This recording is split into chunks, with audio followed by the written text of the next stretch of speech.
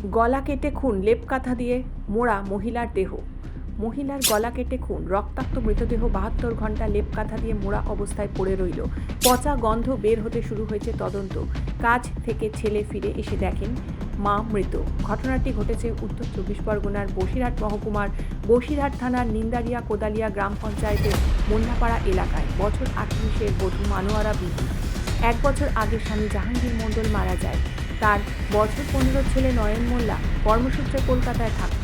মেয়ে মাদ্রাসায় থেকে পড়াশোনা করে। বাড়িতে একাই থাকতেন মানোয়ারা। বন্ধ ঘর থেকে পচা গন্ধ বের হওয়াতে এলাকার মানুষের সন্দেহ হয়।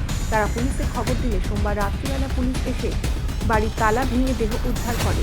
মৃতদেহটি রক্তাক্ত অবস্থায় লেপ কাঁথা জড়ানো অবস্থায় পড়েছিল। বসিরহাট থানার পুলিশ এসে মৃতদেহ উদ্ধার করে ময়না তদন্তের জন্য বসিরহাট স্বাস্থ্য জেলার পুলিশ মর্গে পাঠিয়েছে। অভিযোগ, ৭২ ঘন্টা আগে তার মৃতদেহ লোপাট করার চেষ্টা করা হয়েছিল। দীর্ঘ ৭২ ঘন্টা ধরে ঘরের মধ্যেই লেপ তোশক জড়ানো অবস্থায় পড়েছিল দেহটি। বসিরহাট থানার পুলিশ খুনের বিষয় নিয়ে ধন্দে রয়েছে। কী কারণে খুন করা হলো মহিলাকে? মৃত্যুর পিছনে কি কোনো কারণ রয়েছে? সম্পত্তির বিবাদ, নাকি প্রতিবেশীদের সঙ্গে গণ্ডগোল, না অবৈধ সম্পর্কের জের? সবটাই তদন্ত শুরু করেছে বসিরহাট পুলিশ জেলা।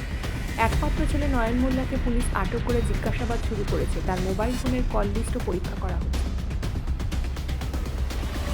কাল ঘটনা কি হয়েছে সেটা আমরা বলতে পারবো না। সকালে উঠে দেখলাম যে এইসব লোকজন ভর্তি সব এইসব কার্যকলাপ হলো। শুনলাম না এরা মার্ডার টাডার হয়েছে।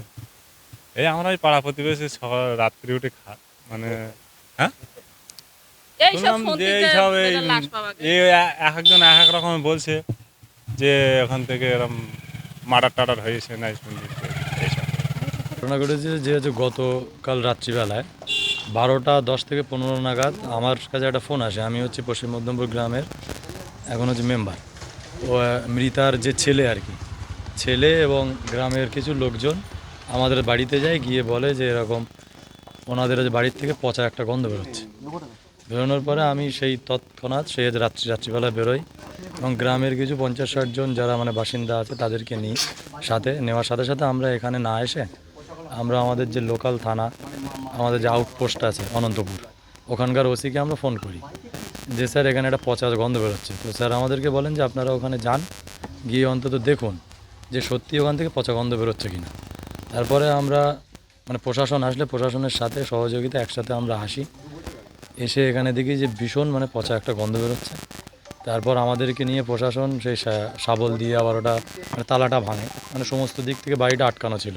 তালাও তো এরা আসে, স্যারেরা এসে তারপরে ভাঙার পরে ভিতরে গিয়ে আমরা ঢুকে দেখি যে কাঁথা দিয়ে পুরো একদম ওখানে রক্তাক্ত অবস্থায় কাঁথা দিয়ে মোড়া দেহ আমরা কেউ যে দেখতে পাইনি, উপরে দিয়ে পুরো ঢাকা ছিল এবং প্রশাসন ছিল এই পর্যন্ত। এটা তো প্রাথমিকভাবে তো সবাই আমরা তো গ্রামবাসী তাই ভাবছি যে কোনো একটা মানে কোপানো ফোপানো হয়েছে। সেটা আমরা তো বলতে পারবো না, কারণ গ্রামের কারোরই সাথে ওনার কোনো সম্পর্ক মানে ছিল না। Bureau report, news N24।